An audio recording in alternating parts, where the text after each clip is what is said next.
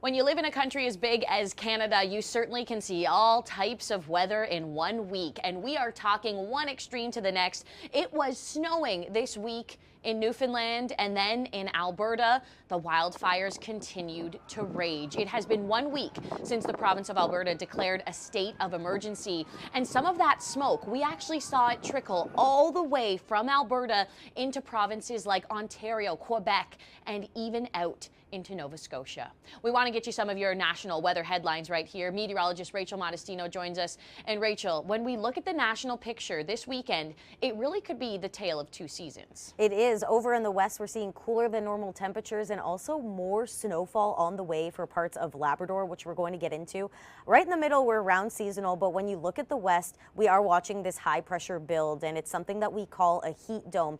It's an area of sinking air right over top of British Columbia, Alberta, and Saskatchewan, and it's going to be rising our temperatures 5 to 10 degrees above normal this weekend. Just to put it into perspective, Abbotsford, Sunday, the forecast high is 34 degrees. So Rachel, that makes me wonder, is this heat unprecedented?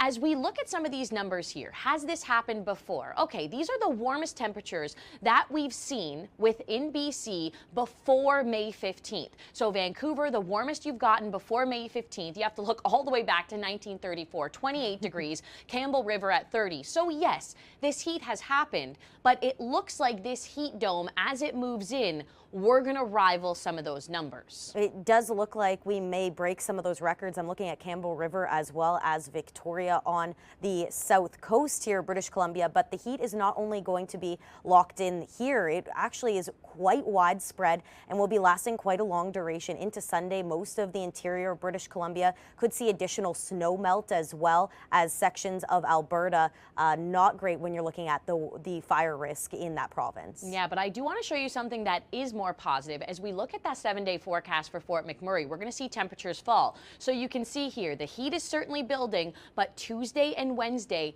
19 degrees. So that is a little more promising, as we have so many troops and so many firefighters on the ground right now that are trying to help this situation.